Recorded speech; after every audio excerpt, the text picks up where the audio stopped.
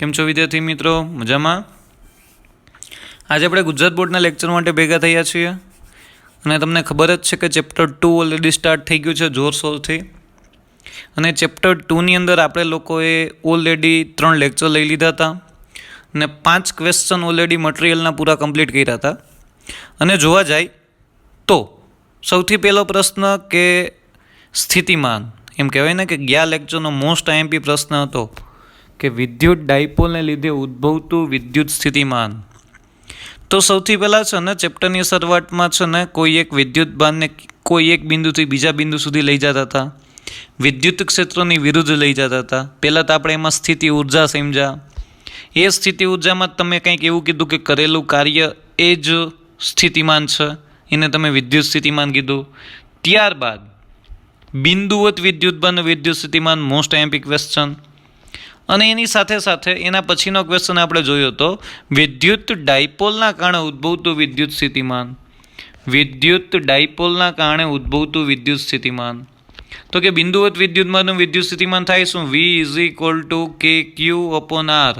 કેની કિંમત કેટલી મૂકી શકો છો? 1/4πε0. વિદ્યુત ડાયપોલના કારણે ઉદ્ભવતું વિદ્યુત સ્થિતિમાન V = KP cos θ/R². Done. એટલે આ વસ્તુ તમારા માઇન્ડમાં રાખજો, KP cos θ/R². અહીંયા તમે થીટા તમે અક્ષ ઉપર જોઈ છે તો થીટા 0 અથવા તો 180 મૂકો.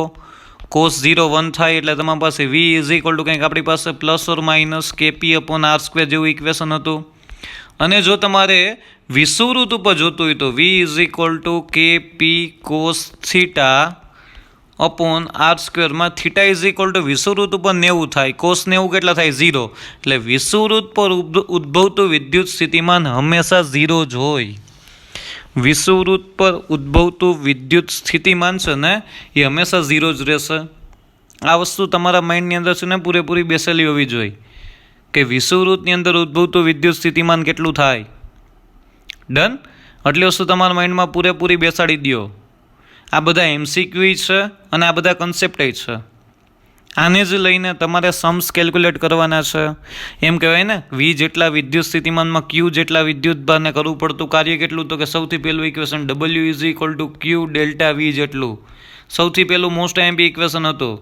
V જેટલા વિદ્યુત સ્થિતિમાનના તફાવત હેઠળ Q જેટલા વિદ્યુત ભારને કરવું પડતું કાર્ય Q ΔV જેટલું હોય. આ વસ્તુ તમારા માઇન્ડમાંથી જાવી ના જોઈએ. W = Q ΔV. ડન. એ હમણાં આપણે સમ કેલ્ક્યુલેટ કરીએ ત્યારે હશે. ડન. છેલ્લે આપણે લોકોએ વિદ્યુત ડાયપોલના કારણે ઉદ્ભવતું વિદ્યુત સ્થિતિમાનને બહુ સારી રીતે થિયરી જોઈ હતી. એ થિયરીની PDF પણ મેં લખીને મોકલી હતી. એમાંથી તમે લોકોએ બહુ સારી રીતે હોમવર્ક કર્યું છે. અમુક લોકો હજી પણ હોમવર્ક નથી કરતા. સો પ્લીઝ રિક્વેસ્ટ હોમવર્ક કરો, કારણ કે હોમવર્ક કરશો તો જ તમારું લખશો અને લખશો તો તમને બરાબર કન્સેપ્ટ યાદ રહેશે. એક વખત તો મિનિમમ લખવું જોઈએ. ડન. એટલે આ વસ્તુ તમારા માઇન્ડમાં રાખજો. ચાલો ત્યારબાદ આપણે પ્રશ્ન નંબર 6 જોઈએ. પ્રશ્ન નંબર 6 કંઈક એવું કહે છે કે n વિદ્યુત ભારોના તંત્રના લીધે કોઈ બિંદુ આગળના વિદ્યુત સ્થિતિમાનનું સૂત્ર મેળવો. હવે તમને એમ કહે છે કોઈ એક વિદ્યુત ભાર નહીં, n જેટલા વિદ્યુત ભારના લીધે ઉદ્ભવતું વિદ્યુત સ્થિતિમાન. એક નહીં, બે નહીં, ઘણા બધા વિદ્યુત ભાર લીધા.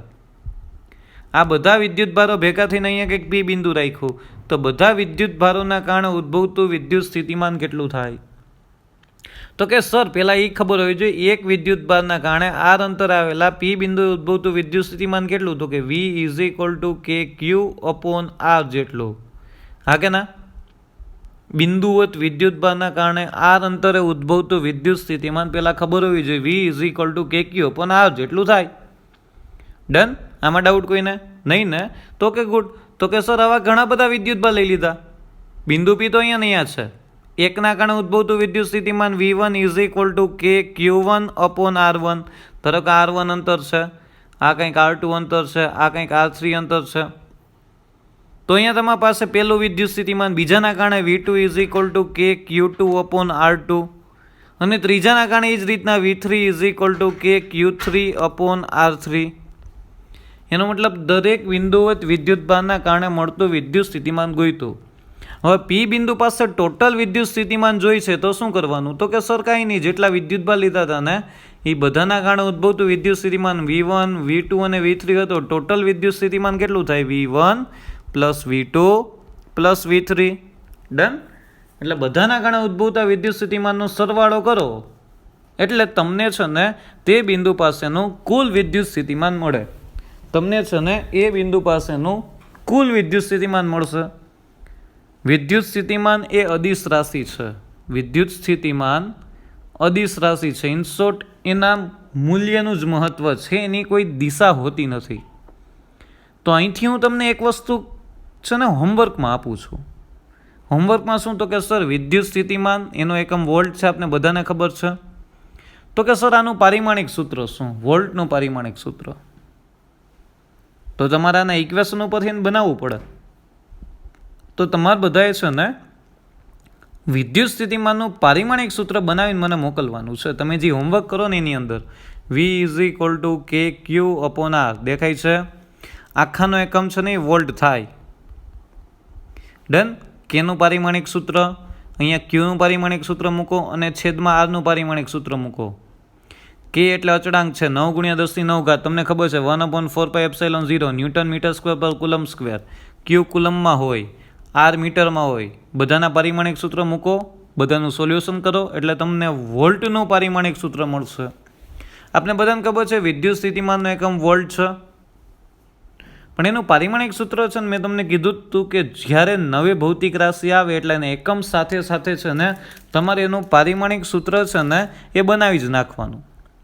તો આ હું તમને હોમવર્કમાં આપું છું. આવતા લેક્ચરની અંદર હું તેનું પારિમાણિક સૂત્ર લખીને રાખીશ એટલે તમે મને હોમવર્કમાં મોકલજો.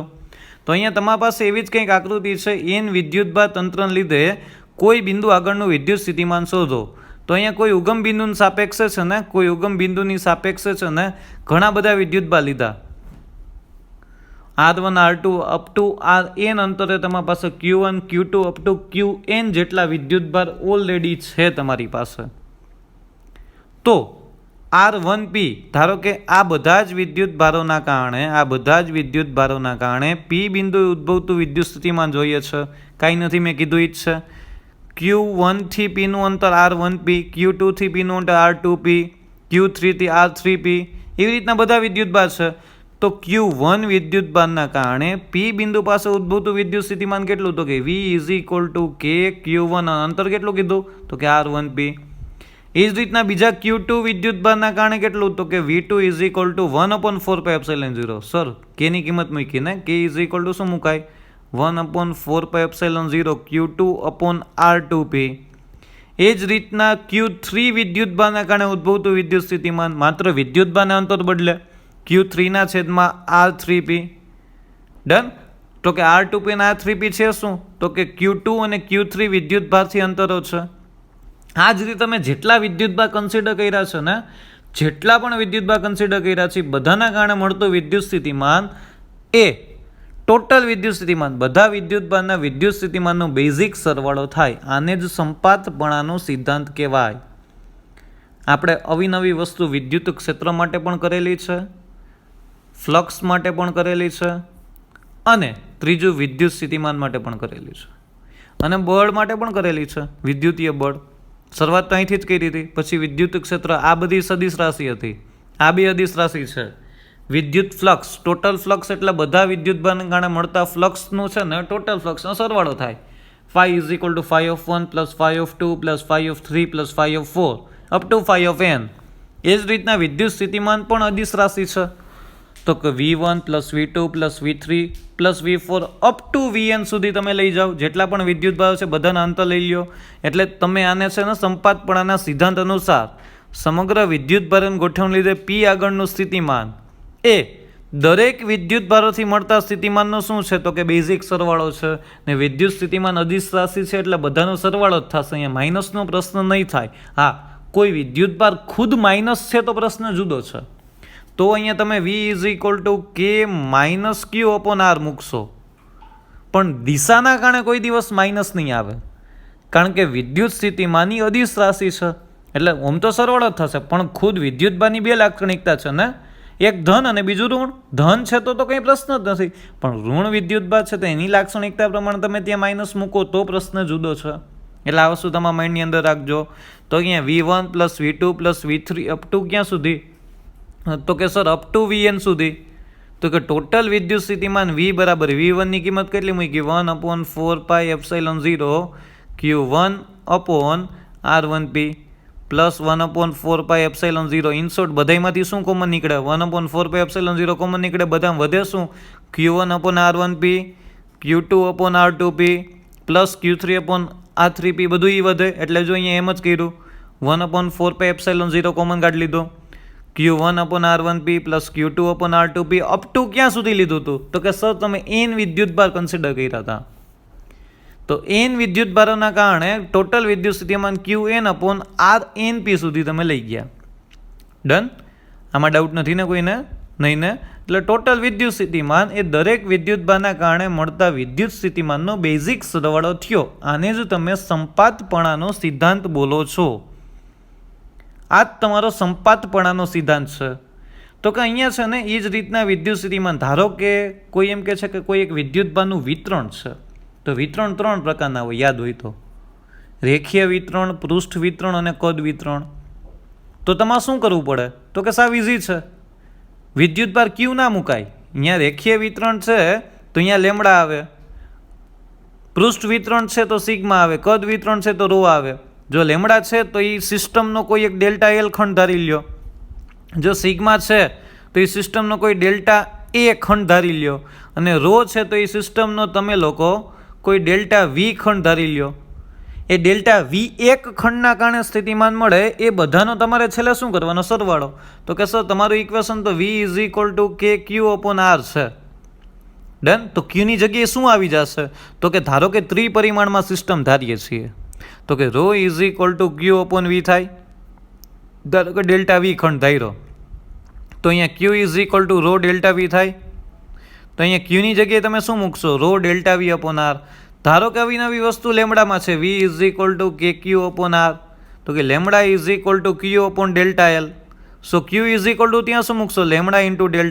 તો તમારું ઇક્વેશન અહીંયા ક્યુની કિંમત આ મૂકી દેવાની. જો સતત વિતરણ કીધું છે તો, અને તમને એમ કીધું છે કે ક્ષેત્રફળ છે, દ્વિપરિમાણમાં છે, એટલે ટોટલ વિદ્યુત સ્થિતિમાન સૂત્ર આ જ રહેશે, KQ/R.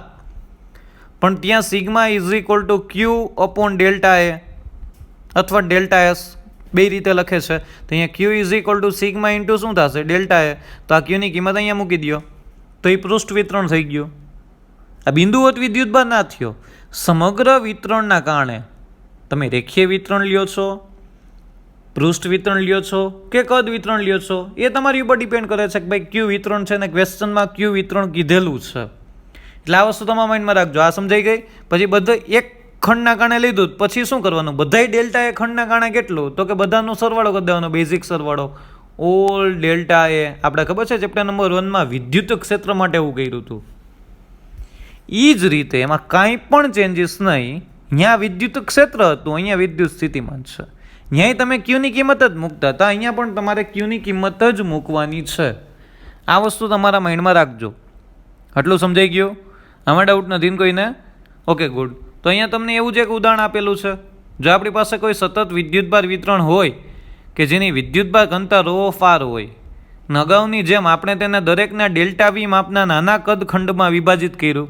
કોઈ એક સિસ્ટમ છે, એની તમને વિદ્યુતભાર ઘનતા ρ/R આપેલી છે, એને નાના નાના ખંડમાં વિભાજિત કર્યું, તો દરેક ખંડમાં રહેલો વિદ્યુતભાર કેટલો થાય? ρ ડેલ્ટા વી જેટલો થાય એક ખંડનો વિદ્યુતભાર.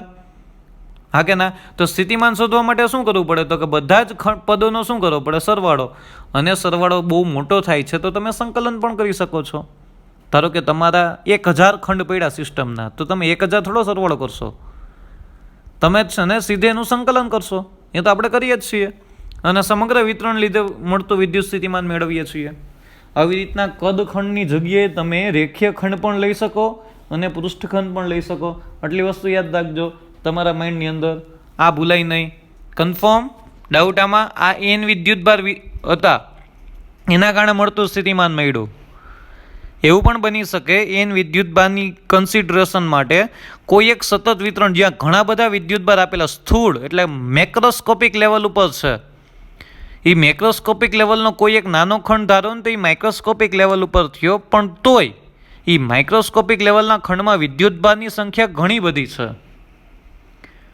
તો તમારે એના અનુસંધાનમાં સમગ્ર કદ વિતરણ, પૃષ્ઠ વિતરણ અને રેખીય વિતરણને ધ્યાનમાં લેવું પડે અને પછી સ્થિતિમાન ગોતવું પડે.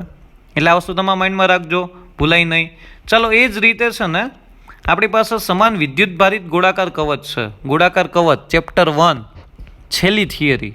ગોળાકારીય કવચના કારણે ઉદ્ભવતું વિદ્યુત ક્ષેત્ર હોય ને ત્યાં જ વિદ્યુત સ્થિતિમાન ક્રિએટ થાય. યાદ કરો તો કે અહીંયા આ એક સમાન વિદ્યુત ભારિત ગોળાકારીય કવચ હતી.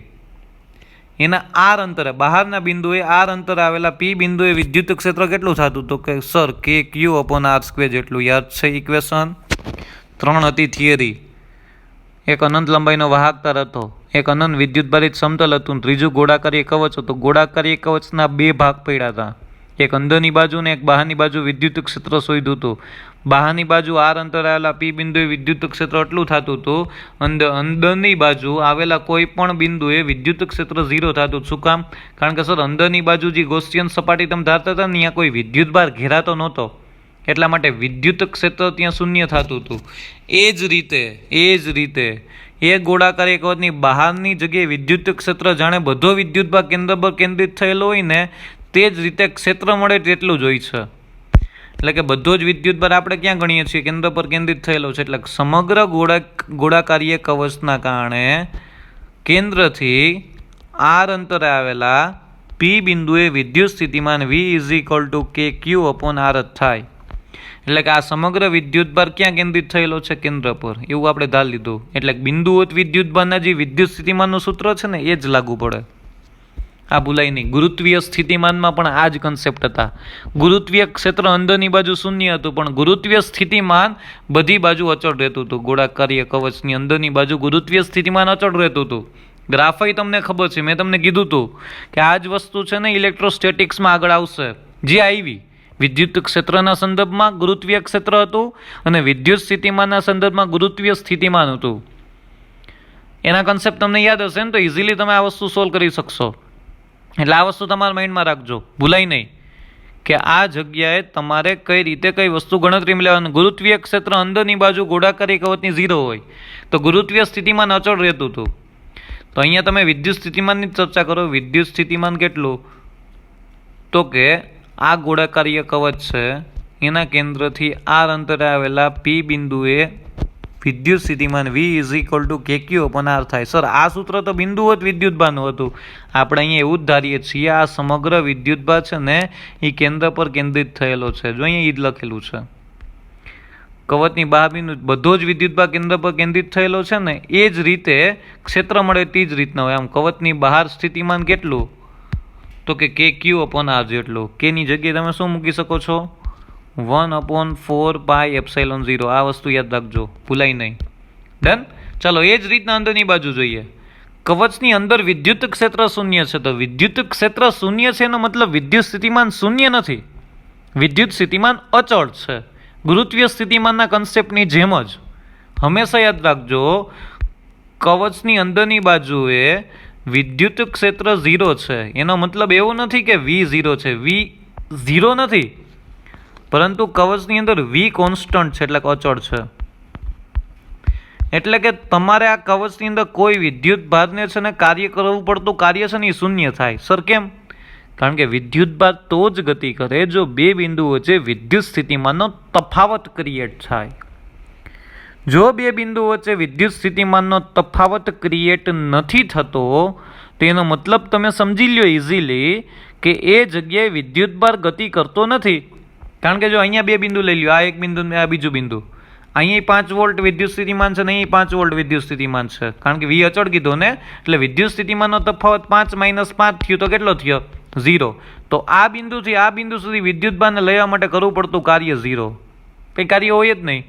આ વસ્તુ તમારા માઇન્ડમાં રાખજો, ભૂલાય નહીં. કારણ કે અંદર વિદ્યુત ક્ષેત્ર જ નથી, તમે કેની વિરુદ્ધમાં કાર્ય કરો? વિદ્યુત સ્થિતિમાનની ડેફિનેશન જ એવું બોલે છે કે વિદ્યુત ક્ષેત્રની વિરુદ્ધ કરવું પડતું કાર્ય, પણ એ વિદ્યુત ક્ષેત્ર જ નથી. એટલે વિદ્યુત સ્થિતિમાન શૂન્યનો પ્રશ્ન નથી આવતો, વિદ્યુત સ્થિતિમાન અચળ છે. વિદ્યુત સ્થિતિમાન અચળ છે, જેથી કરીને બે બિંદુ વચ્ચેનો વિદ્યુત સ્થિતિમાનનો તફાવત ક્રિએટ થતો, એટલે અંદર કોઈ પણ વિદ્યુતભાર મૂકો ને આ કવચની અંદર કોઈ પણ વિદ્યુતભાર, તો એ વિદ્યુતભાર સ્થિર રહે. કેવો રહે? સ્થિર રહે. એટલે આ વસ્તુ યાદ રાખજો, વિદ્યુત સ્થિતિમાનનો તફાવત ક્રિએટ ના થાય. આ ભૂલાય નહીં, તમારા માઇન્ડમાંથી આ જવું ના જોઈએ. વિદ્યુત સ્થિતિમાનનો તફાવત 0 થયો, પણ વિદ્યુત સ્થિતિમાન અચળ છે. દરેક બિંદુએ વિદ્યુત સ્થિતિમાન 5 વોલ્ટ ધાર્યો, અહીં 5 વોલ્ટ ધાર્યો, અચળ જ છે. તો અહીંયા વિદ્યુતમાન આ બિંદુ મૂકો તો આ બિંદુ જાય ના જાય, કારણ કે વિદ્યુત સ્થિતિમાનનો તફાવત શૂન્ય થઈ ગયો. સર એવું ના હોય તો ચાલો, એવું ના હોય તો નહીં વિચાર કરીએ. સર એવું નથી કે આ બિંદુ વચ્ચે વિદ્યુત સ્થિતિમાન અહીં 10 વોલ્ટ છે તો અહીંયા 5 વોલ્ટ છે, તો વધારે વિદ્યુત સ્થિતિમાનથી ઓછા વિદ્યુત સ્થિતિમાન તરફ વિદ્યુતભાર ગતિ કરે. પણ વિદ્યુતભાર કેમ ગતિ કરે? વિદ્યુત ક્ષેત્ર તો છે નહીં, વિદ્યુત ક્ષેત્ર અંદર બાજુ શૂન્ય છે, મારે બળ લગાડવું જ નથી, વિદ્યુત ક્ષેત્રની અસર હેઠળ એને ગતિ કરાવવાની છે. આ વસ્તુ તમારા માઇન્ડમાં રાખજો. વિદ્યુત ક્ષેત્ર વગર વિદ્યુત સ્થિતિમાનનો કોઈ પ્રશ્ન જ નથી. એટલા માટે અહીંયા દરેક બિંદુએ વિદ્યુત સ્થિતિમાન અચળ ધારીએ છીએ. મોસ્ટ આઈએમપી ગોળાકારીય કવચની અંદરની બાજુ વિદ્યુત સ્થિતિમાન છે નહીં અચળ હોય, જ્યારે વિદ્યુત ક્ષેત્ર છે ને એ શૂન્ય હોય. ગુજકેટ માટે અને સ્ટેટ બોર્ડના એમસીક્યુ માટે મોસ્ટ આઈએમપી કન્સેપ્ટ છે, ભૂલાય નહીં. વિદ્યુત સ્થિતિમાન અચળ અને વિદ્યુત ક્ષેત્ર શૂન્ય, પરંતુ વિદ્યુત સ્થિતિમાનનો તફાવત શૂન્ય થાય બે બિંદુ વચ્ચેનો. વિદ્યુત સ્થિતિમાન અચળ છે, વિદ્યુત સ્થિતિમાન શૂન્ય નથી, પરંતુ વિદ્યુત સ્થિતિમાનનો તફાવત શૂન્ય છે. હું બોલું છું એ સાંભળજો સરખું. આ વસ્તુ તમારા માઇન્ડમાં ઉતરી ગઈ? ડાઉટ નથી ને? કન્ફર્મ? એટલા માટે આ વસ્તુ નોંધ બહુ ખાસ કરીને યાદ રાખજો. કવચની અંદર વિદ્યુત ક્ષેત્ર શૂન્ય છે, આનો અર્થ એવો છે કવચની અંદર સ્થિતિમાન અચળ છે, કારણ કે વિદ્યુત ભારને કવચની અંદર ગતિ કરાવવા માટે કોઈ કાર્ય કરવું પડતું નથી.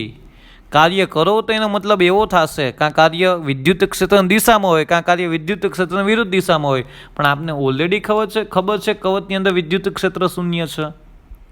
એટલા માટે હંમેશા યાદ રાખજો તો કે સર સ્થિતિમાન છે, તમે એમ કીધું કે અહીંયા સ્થિતિમાનનું મૂલ્ય છે, તે સ્થિતિમાનનું મૂલ્ય કેટલું? હંમેશા સપાટી પરના મૂલ્ય જેટલું. તો કે V = KQ, અહીંથી સપાટીનું અંતર કેટલું થાય કેન્દ્રથી? તો કે કેપિટલ R જેટલું. હંમેશા યાદ રાખજો, ગોળાકારીય કવચની અંદરની બાજુ વિદ્યુત સ્થિતિમાન અચળ હોય અને તેનું મૂલ્ય સપાટી પરના મૂલ્ય જેટલું હોય. ગુરુત્વીય સ્થિતિમાનનો કન્સેપ્ટ જ આ જ કહેતો હતો. ગુરુત્વીય સ્થિતિમાનનું મૂલ્ય હંમેશા સપાટી પરના મૂલ્ય જેટલું જ હોય અને ગુરુત્વીય સ્થિતિમાન ગોળાકારીય કવચની અંદરની બાજુ અચળ હોય. હંમેશા યાદ રાખજો, ભૂલાઈ નહીં. પૃથ્વીની અંદર જાઓ છો એટલે તમે આમ લખતા હતા Gm/r -Gm, એનો મતલબ પૃથ્વીની સપાટી તમે અંદરની બાજુ છો, ફેર એટલો જ હતો. ડન? કન્ફર્મ? ડાઉટ નથી ને? અહીંયા દર વખતે માઇનસ મૂકવું જરૂર નથી, મેગ્નિટ્યુડ છે. મેગ્નિટ્યુડ એટલે કે મૂલ્યની દ્રષ્ટિએ તમે Gm/r લખી શકો છો. અહીંયા KQ/r. જો ગુરુત્વીય સ્થિતિમાન ગોળાકારીય કવચની અંદરની બાજુ વિદ્યુત સ્થિતિમાન અચળ હોય અને કેના મૂલ્ય જેટલું હોય? તો કે સપાટીના મૂલ્ય જેટલું હોય. જીની જગ્યાએ કે આવી ગયો, એમની જગ્યાએ ક્યુ આવી ગયો, અને આરનો આર તો એમ નમ રહ્યો. એટલે આ વસ્તુ ભૂલાય નહીં. આ મોસ્ટ આઈએમપી છે. આટલો પાર્ટ છે ને તમે જે આ નોંધ છે MCQ માટે છે ને મોસ્ટ આઈએમપી છે ફોર ધી MCQ. એટલે આ વસ્તુ યાદ રાખજો, ભૂલાય નહીં. કન્ફર્મ? ડાઉટ નથી ને? ચલો હવે આટલી થિયરી જે ભણ્યા છીએ ને એના અનુસંધાનમાં આપણે ઉદાહરણ છે, 3 ઉદાહરણ છે આપણી પાસે, તો 3 ઉદાહરણ કેલ્ક્યુલેટ કરીએ. ત્રીજું ઉદાહરણ તો થિયરી બેઝિસ ઉપર છે. ચાલો પહેલું ઉદાહરણ. સૌથી પહેલાં કંઈક 4 × 10⁻⁷ કુલમ વિદ્યુત ભારથી 9 સેન્ટીમીટર દૂર આવેલા P બિંદુએ સ્થિતિમાનની ગણતરી કરો. સ્થિતિમાન વિદ્યુત ભાર છે, અંતર છે, તો વિદ્યુત સ્થિતિમાન કેટલું થાય બિંદુ વિદ્યુત ભારના કારણે? V = KQ/r. ગણતરી થઈ જશે સર. તે પરથી 2 × 10⁻⁹ કુલમ વિદ્યુત ભારને અનંત અંતરેથી P બિંદુએ લાવવા માટે કરેલા કાર્યની ગણતરી કરો. શું આ જવાબ વિદ્યુત ભારને જે માર્ગે લાવવામાં આવે છે તેના પર આધારિત છે? હવે આના વિદ્યુત ક્ષેત્રની અસર હેઠળ આ વિદ્યુત ભારને અનંત અંતરેથી લઈ આવવો છે. આ વિદ્યુત ભારે પોતાનું કંઈક સ્થિતિમાન ક્રિએટ કર્યું હશે ને, તો મારે આ વિદ્યુત ભારને ક્યાંથી ક્યાં લઈ આવ્યો છે? અનંત અંતરેથી P બિંદુએ લઈ આવ્યો છે. એટલે કે આ વિદ્યુત ભારના સ્થિતિમાનમાં લઈ આવવો છે. સ્થિતિમાન આ વિદ્યુત ભારનું છે, લઈ આવવાનો આને છે. એટલે આ વસ્તુ તમારા માઇન્ડમાં છે ને ઘુસાડી દેજો શું કરવાનું છે. ચાલો તો પહેલું તો ઇઝીલી ગણાઈ જશે. તો કે પહેલું શું? તો કે સર કોઈ પણ બિંદુવત વિદ્યુતભારના કારણે ઉદ્ભવતું વિદ્યુત સ્થિતિમાન V is equal to KQ upon R જેટલું હોય. કેની કિંમત 9×10⁹ ક્યુ ઓલરેડી 4×10⁻7 છે અને કેટલા અંતરે? તો કે 9 સેન્ટીમીટરના અંતરે. સેન્ટીમીટર મીટરમાં કન્વર્ટ કર્યા એટલા માટે તમારા પાસે ફાઇનલ આન્સર આવ્યો 4×10⁴ વોલ્ટ. એનો મતલબ આ વિદ્યુતભારના કારણે આટલા અંતરે ઉદ્ભવતું વિદ્યુત સ્થિતિમાન આટલું થાય. હવે આ બિંદુ એ છે ને અનંત અંતરેથી આ વિદ્યુતભારને ઉપાડ્યો 2×10⁻9 વિદ્યુતભારને છે ને અનંત અંતરથી ઉપાડ્યો અને કેટલા અંતરે લાવ્યા? તો કે 9×1 વિદ્યુતભાર હતો જ, એનું P બિંદુ હતું. અહીંયા વિદ્યુત સ્થિતિમાન કેટલું ક્રિએટ થતું? 4×10⁴. અનંત અંતરેથી વિદ્યુતભાર અહીંયા લઈ આવો છે. તો મેં તમને હમણાં જ કીધું કે સર અહીંયા તમે ગણતરી કરીને જોવા જાઓ તો Q જેટલા વિદ્યુતભારને V જેટલા વિદ્યુત સ્થિતિમાનના તફાવત હેઠળ લાવવા માટે કરવું પડતું કાર્ય કેટલું? તો કે W બરાબર Q ડેલ્ટા V જેટલું. Q કયો? તો કે સર જેને તમે લઈ આવો છો ને એ, અને ડેલ્ટા V કોણ? તો કે જેનું સ્થિતિમાન છે એ, જે પહેલો વિદ્યુતભાર જેના કારણે સ્થિતિમાન ઉદ્ભવ્યું હતું એ. અનંત અંતર એટલે V infinite VP minus V infinity થાય કે ના થાય? હે કે નહીં? અંતિમ માઇનસ અનંત અંતર સ્થિતિમાન તો શૂન્ય લઈએ છીએ એટલે VP P બિંદુએ જેટલું સ્થિતિમાન ઉદ્ભવે ને એટલું જોઈએ. એટલે હકીકત આની ગણતરી એમ હોય W બરાબર Q ડેલ્ટા V. તો Q VP minus V infinity. V infinity કેટલું? 0. તો અહીંયા Q ઇન્ટુ VP થઈ જશે. તો P બિંદુ પાસે ઉદ્ભવતું વિદ્યુત સ્થિતિમાન કેટલું થાય? તો કે તો સર તમે અહીંયા ગણ્યું 4×10⁴. ડન. એટલે વસ્તુ તમારા માઇન્ડમાં રાખજો, ભૂલાય નહીં. કન્ફર્મ? ડાઉટ નથી ને? 4×10⁴ જેટલા વિદ્યુતભારના કારણે ઉદ્ભવતું વિદ્યુત સ્થિતિમાન આ રહ્યું 4×10⁴ વોલ્ટ. અને કયા વિદ્યુતભારને લઈ આવતા હતા? તો કે 2×10⁻9 વિદ્યુતભારને તમે ઓલરેડી લઈ આવતા હતા. કેટલા વિદ્યુત સ્થિતિમાનમાં? 4×10⁴. એટલે કરવું પડતું કાર્ય Q ડેલ્ટા V. મેં તમને ગણતરી કરીને સમજાવ્યું. એટલે અહીંયા તમે ગણતરી કરો 4 દુ 8 અને -9 + 4 એટલે 8×10⁻5 જૂલ. હંમેશા યાદ રાખજો વિદ્યુત ક્ષેત્ર સંરક્ષી ક્ષેત્ર છે. એટલે કોઈ પણ વિદ્યુતભારને કોઈ પણ જગ્યાએથી કોઈ પણ બિંદુ સુધી લઈ જાઓ ને તો કરેલું કાર્ય માર્ગ પર આધારિત નથી, માર્ગથી સ્વતંત્ર છે. જેમ ગુરુત્વીય ક્ષેત્ર પણ તમારું સંરક્ષી ક્ષેત્ર છે એ જ રીતના વિદ્યુત ક્ષેત્ર પણ સંરક્ષી ક્ષેત્ર છે. આ લખી લેજો. એટલે તેના કોઈ પણ બિંદુથી અનંત અંતરેથી લઈ આવો, કોઈ એક બિંદુથી બીજા બિંદુ સુધી લઈ જાઓ, એના માટે કરવું પડતું કાર્ય માર્ગથી સ્વતંત્ર છે. માત્ર તેની પ્રારંભિક સ્થિતિ અને અંતિમ સ્થિતિ પર જ આધાર રાખે છે. ઇન શોર્ટ, પ્રારંભિક બિંદુ અને અંતિમ બિંદુ પર જ આધાર રાખે છે કરવું પડતું કાર્ય. તમે ક્યાં માર્ગે તમે લઈ જાઓ છો ને એનાથી એને કોઈ ફેર પડતો નથી. એટલા માટે લખ્યું છે અહીં કરવામાં આવતું કાર્ય માર્ગથી કેવું છે? તો કે સ્વતંત્ર છે. ડન. ડાઉટ આમાં કોઈને? ચાલો એ જ રીતના ઉદાહરણ નંબર 2 ગણીએ. ઉદાહરણ નંબર 2. બે વિદ્યુતભારો 3×10⁻8 કુલમ અને -2×10⁻8 કુલમ એકબીજાથી 15 સેન્ટીમીટર અંતર રહેલા છે. તો બે વિદ્યુતભારોને જોડતી રેખા પરના કયા બિંદુએ સ્થિતિમાન શૂન્ય હશે? શૂન્ય છે એવું કહી દીધું છે. અનંત અંતરે સ્થિતિમાન કેવું લ્યો? શૂન્ય લ્યો. તો બે વિદ્યુતભારો ગોઠવી દીધા. એના કયા બિંદુએ બે વિદ્યુતભાર 1 અને 2? તો બંને વિદ્યુતભાર જોડતી રેખા પરના કયા બિંદુએ સ્થિતિમાન શૂન્ય છે? તો એ બિંદુ બહાર હોઈ શકે ને બે વિદ્યુતભારની અંદર હોઈ શકે. તો બે ગણતરી કરવાની. એક બિંદુ એવું ધારવાનું કે આ બે વિદ્યુતભારના કારણે અંદરની બાજુ વિદ્યુત સ્થિતિમાન ઉદ્ભવતું કેટલું હોય? 0. અને એક બિંદુ બહાર ધારવાનું. કારણ કે બની શકે ને બે જગ્યાએ હોય એટલે બે ચેક કરવું પડે. કંઈક અંતર મળે તો આપણે સમજી જવાનું બે બાજુ એક એક એવું બિંદુ મળે છે જેના કારણે બંને વિદ્યુતભારોના કારણે મળતું વિદ્યુત સ્થિતિમાન કેવું થાય? 0 થાય. ડન. તો કે સર અહીંયા Q1 વિદ્યુતભાર, અહીંયા Q2 વિદ્યુતભાર. ધારો કે અહીંયા હું એમ કહું કે આથી x અંતરે ઉદ્ભવતું સ્થિતિમાન 0 છે. તો આ અંતર કેટલું થાય? તો કે બે વિદ્યુતભાર 10 - x 10 સેન્ટીમીટર રાખ્યું હતું. ડન. 10 જ હતું ને? જોઈ લઈ. 15 હતું. ચાલો ડન. 15 સેન્ટીમીટરના અંતર રાખેલું છે. તો કે બે વિદ્યુતભાર છે, બે વચ્ચેનું અંતર 15 સેન્ટીમીટર છે કાંઈક. ધારો કે હું એમ વિચારું છું Q1 Q2 Q1 વિદ્યુતભારથી x અંતરે આવેલા બિંદુએ વિદ્યુત સ્થિતિમાન શૂન્ય છે, તો આ અંતર કેટલું થયું? 15 - x થયું. તો કે વિદ્યુતભાર આ બિંદુએ આના કારણે ઉદ્ભવતું વિદ્યુત સ્થિતિમાન V1 ગણો, આના કારણે મળતું વિદ્યુત સ્થિતિમાન V2 કરો. તો કોઈ એક બિંદુવત વિદ્યુતભારના કારણે મળતો વિદ્યુત સ્થિતિમાન સૂત્ર શું થાય? V1 = KQ1 અપોન અંતર કેટલું છે? આ જો x. એ જ રીતના V2 વિદ્યુતભારના કારણે શું થાય? KQ2 અપોન અંતર કેટલું હતું? તો કે 15 - x. KQ અપોન R હોય ને. પછી ટોટલ વિદ્યુત સ્થિતિમાન હંમેશા બધા જ વિદ્યુતભારોના કારણે મળતા વિદ્યુત સ્થિતિમાનનો સરવાળો થાય. ટોટલ વિદ્યુત સ્થિતિમાન તો મને ખબર છે V1 + V2 = V. અને V તમને કેવું કીધું છે? શૂન્ય કીધું છે. ટોટલ વિદ્યુત સ્થિતિમાન તો શૂન્ય જ છે. ચાલો આવી જ રીતના દાખલો ગણીએ. અહીંયા તમારી પાસે Q1 વિદ્યુતભાર છે, અહીંયા તમારી પાસે Q2 વિદ્યુતભાર છે, એક પ્લસ છે ને એક માઇનસ છે. તો ધારી લીધું Q1 વિદ્યુતભારથી x અંતરે ઉદ્ભવતું Q1 નું મૂલ્ય કેટલું? 3 × 10 - 8. Q2 નું મૂલ્ય કેટલું? -2 × 10 - 8. તો Q1 વિદ્યુતભારથી x અંતરે આવેલા બિંદુએ વિદ્યુત સ્થિતિમાન શૂન્ય છે. તો આ અંતર કેટલું થાય? 15 - x થાય. તો કે ગુડ. તો કે Q1 વિદ્યુતભારના કારણે ટોટલ વિદ્યુત સ્થિતિમાન Q1 ના કારણે મળતું વિદ્યુત સ્થિતિમાન કેટલું? KQ1 upon x. અને અહીંયા બીજો એક વિદ્યુતભાર છે ને પ્લસ KQ2 અપોન 15 - x. આમાં ડાઉટ કોઈને નથી ને? બરાબર 0 મૂક્યું જો, બરાબર 0, કારણ કે કુલ વિદ્યુત સ્થિતિમાન તો શૂન્ય જ છે. એટલે બેના કારણે મળતા વિદ્યુત સ્થિતિમાન P બિંદુએ કેવું છે? 0. જે રકમમાં કીધું છે ઓલરેડી. ડન. આમાં ડાઉટ? તો અહીંયા તમારી પાસે K કોમન નીકળો ને સામેની બાજુ છેદમાં અયોગ્ય 0 ને છેદમાં K એટલે 0 જ થાય. એટલે વધ્યું શું? Q1 upon x plus Q2 upon 15 - x બરાબર 0. Q1 ની કિંમત શું હતી? 3 × 10 - 8 છેદમાં x. Q2 ની વેલ્યુ શું હતી? -2 × 10 - 8 છેદમાં 15 - x.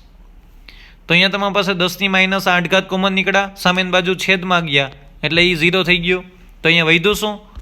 3 છેદમાં x અને -2 છેદમાં 15 - x વધ્યું બરાબર 0. -2 છેદમાં 15 - x સામેની બાજુ જાય તો અહીંયા તમારી પાસે સામેની બાજુ જાય તો ઓલરેડી એ માઇનસનું શું થઈ જશે? પ્લસ થઈ જશે. એટલે 3 છેદમાં x બરાબર 2 છેદમાં 15 - x. ડન. ક્રોસ મલ્ટિપ્લિકેશન કરી નાખો. 15 × 45 - 3x = 2x. તો અહીંયા 45 = 5x. તો x બરાબર કેટલા આવ્યા? 9 સેન્ટીમીટર. એનો મતલબ એવો થયો ને Q1 વિદ્યુતભારથી 9 સેન્ટીમીટર અંતરે આવેલા બિંદુ પાસે વિદ્યુત સ્થિતિમાન શૂન્ય છે. આપણે એ જ ગોતવાનું હતું ને. અને Q2 વિદ્યુતભારથી આ 9 હોય તો આ 6 હોય કે નહીં? તો એમ કેવું હોય તો એમ કહી શકાય ને Q2 વિદ્યુતભારથી 6 સેન્ટીમીટર અંતરે આવેલા બિંદુએ વિદ્યુત સ્થિતિમાન શૂન્ય છે.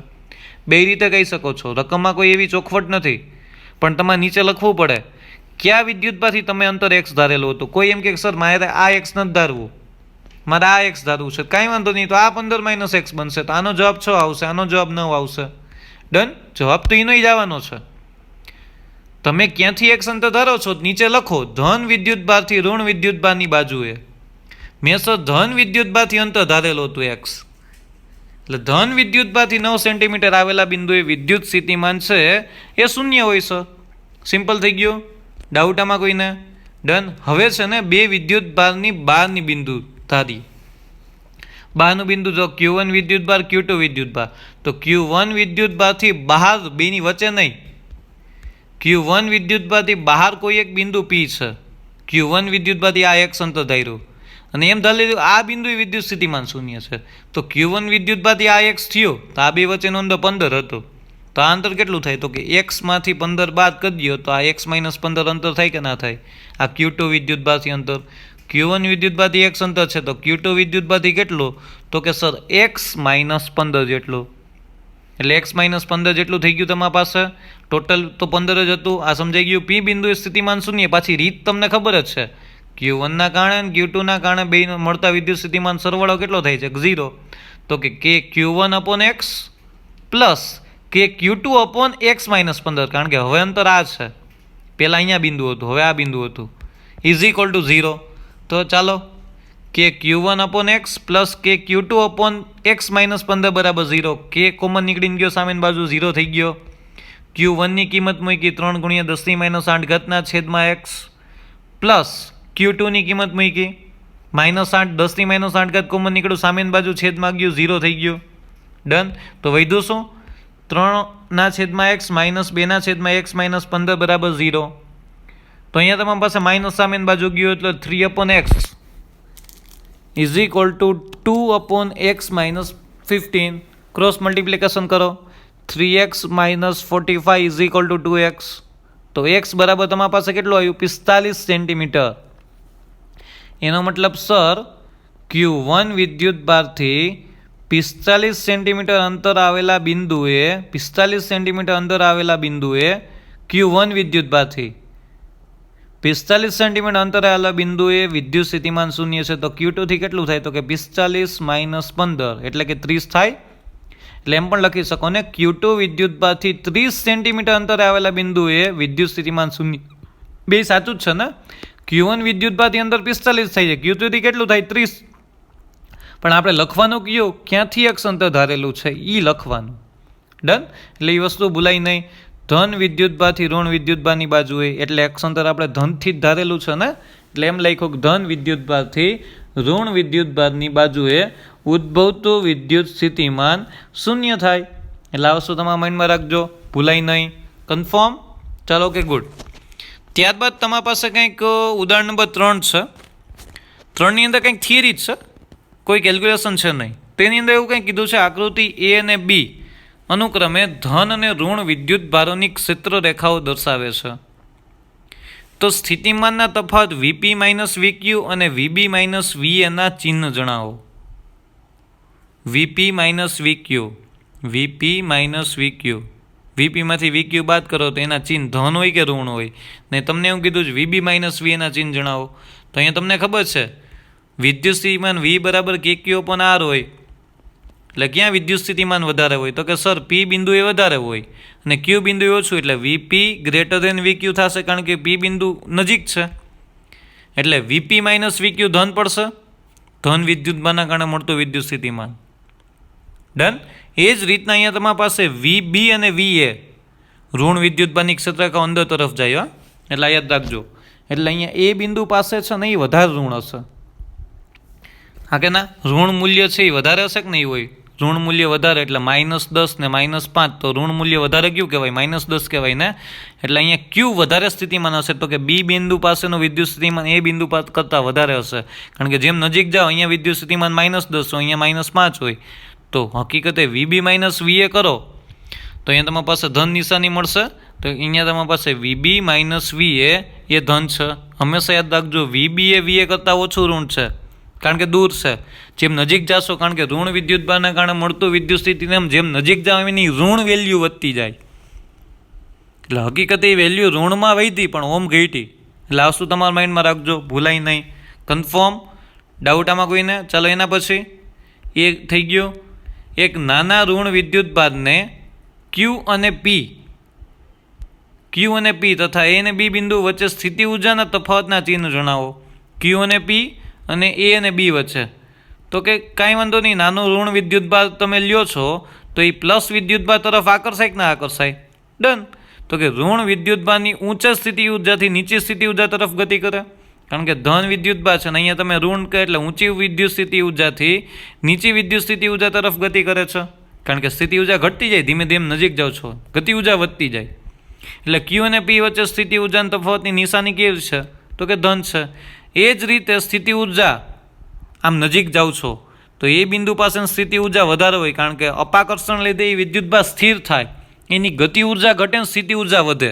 એટલે એ પાસેની સ્થિતિ ઊર્જા B કરતાં કેવી છે? વધારે છે. એટલે એમાંય તફાવતની નિશાની કેવી આવશે? ધન આવશે. Q અને P, Q પાસેની સ્થિતિ ઊર્જા અને P, અહીંયા સ્થિતિ ઊર્જા જેમ Q થી P તરફ આવો છો એમ ઘટતી જાય છે, એટલે VQ - VP ધન આવે. A થી B બિંદુ તરફ અહીંયા તમે A થી VA - VB કન્સિડરેશન કરો તો A પાસેની સ્થિતિ ઊર્જા B ની સાપેક્ષે કેવી હશે? તો કે વધારે હશે. કાં સર? તો કે સર ઋણ વિદ્યુતભાર નજીક લઈ જાઓ, અપાકર્ષણના કારણે ગતિ ઊર્જા ઘટે ને સ્થિતિ ઊર્જા વધે, એટલે VA એટલે સ્થિતિ ઊર્જા UA - UB છે એ ધન આવશે. ડન. એટલે એ ભૂલાય નહીં.